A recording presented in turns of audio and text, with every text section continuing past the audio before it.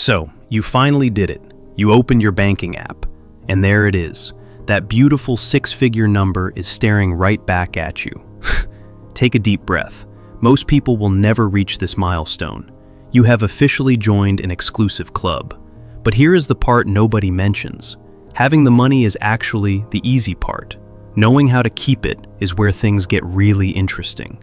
You probably spent years grinding for this. You saved every dollar. You maybe even ate way too many ramen noodles to get here.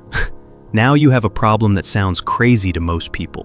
What do you actually do when you have real money to invest? The internet is a loud place. One guy tells you to buy crypto. Your neighbor says rental properties are the only way. Your advisor might be pushing a fund that mostly makes him rich. Welcome to the channel. I am Suraj Patwari. If you want to make moves that build real wealth instead of just making other people wealthy, please subscribe. Most people who hit $100,000 make the same mistakes. They get stuck because they have too many choices, or they get way too confident and do something reckless. I want to help you turn that 100,000 into 1,000,000 or more. First, we need to kill a myth. Having $100,000 does not make you wealthy. I know that sounds a bit mean. You worked so hard for this, but it is the truth you need to hear right now. This money makes you financially stable.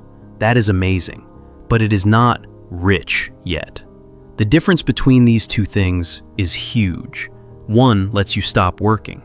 The other just gives you a safety net. You aren't at the finish line. You are at the starting line of the real game. The very first thing you should do is absolutely nothing. Just sit tight for a few weeks. I know it feels like the money is burning a hole in your pocket, but rushing is the biggest mistake you can make. People fear they are missing out on returns. They think every day the money is uninvested is a day wasted. This panic leads to bad choices. Step back and look at the whole picture. How does your life look? Do you have debt? Do you have an emergency fund? What are your actual goals? These questions are more important than what the stock market did today. You need to fix your foundation first. This might not be sexy advice, but it is what keeps you out of the middle class forever. If you don't have a real emergency fund, fix that now. Take a chunk of that 100,000 and set it aside. I don't care if it feels boring. An emergency fund is your insurance against life hitting you when you don't expect it. How much do you need? Well, it depends. If you are single and your job is steady, 3 months might work.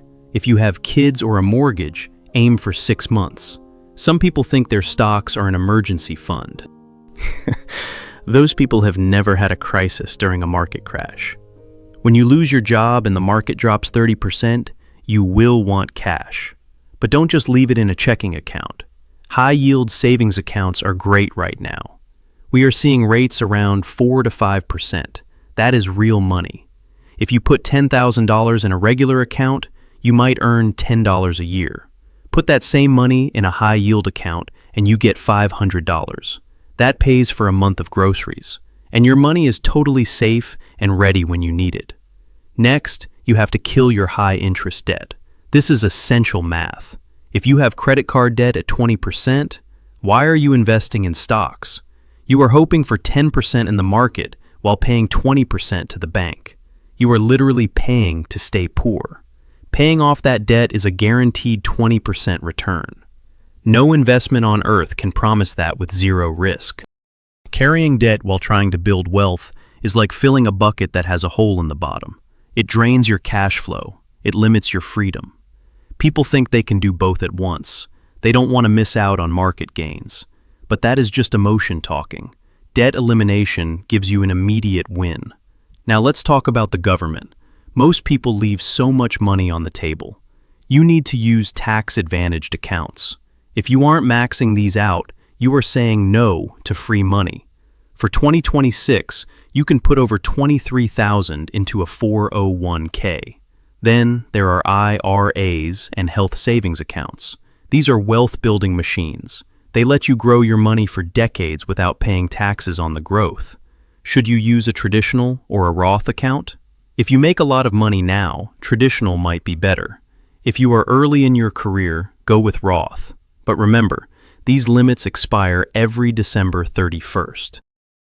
If you miss the window, that chance is gone forever. You can never get those years of tax-free growth back. When it comes to the actual investing, keep it simple. The investment world wants to confuse you. They want to sell you complex products with high fees. But here is the secret. The most boring strategy usually wins. While people are bragging about crypto or secret stock picks, the truly wealthy are buying index funds. Index funds aren't exciting at parties. Nobody cares if you own the whole market. But you know what is exciting? Having money when everyone else is broke. The S&P 500 has averaged about 10% a year for decades. That includes wars and crashes. The math is simple. 100,000 in an index fund could become 260,000 in 10 years. In 30 years, it could be over 1.7 million. You don't have to be a genius. You just have to be patient. Don't try to time the market. Most professional managers can't even do that. Use dollar cost averaging. Instead of throwing all the money in today, spread it out. Invest a bit every month. This protects you if the market drops right after you start. You also need real diversification. This doesn't mean owning 50 different funds. It means owning different types of assets. Real estate is a great option. You don't have to be a landlord. You don't have to fix toilets at midnight.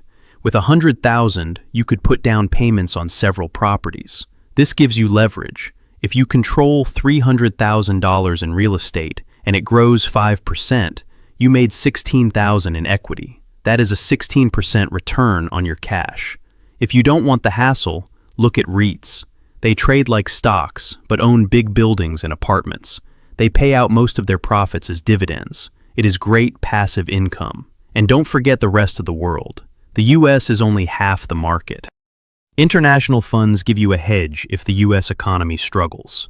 The most important part of this is your own system. Most people can't stay disciplined.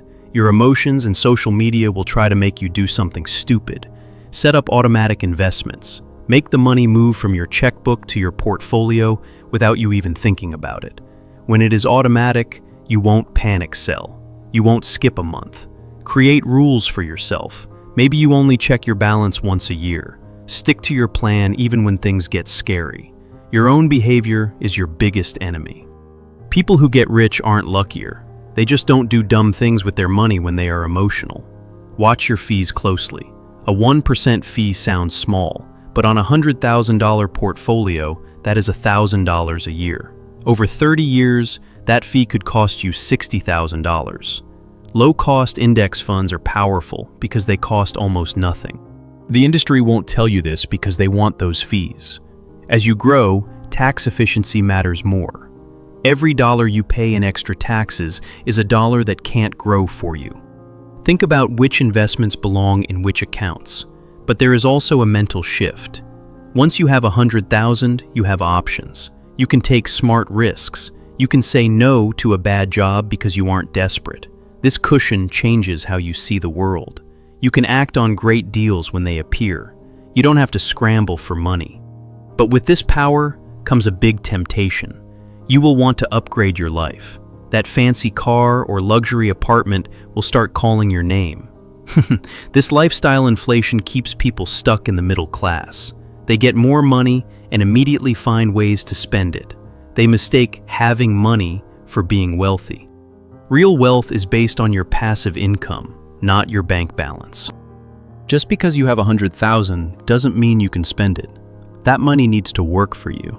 If you spend it on vacations and cars, you just have memories and no wealth. But if you invest it, you could have millions later. That is the difference between a consumer and an investor. Compound interest is magic if you give it time. There you have it. These moves separate the broke from the wealthy. Stay simple, stay disciplined, and in a few decades, you will be free.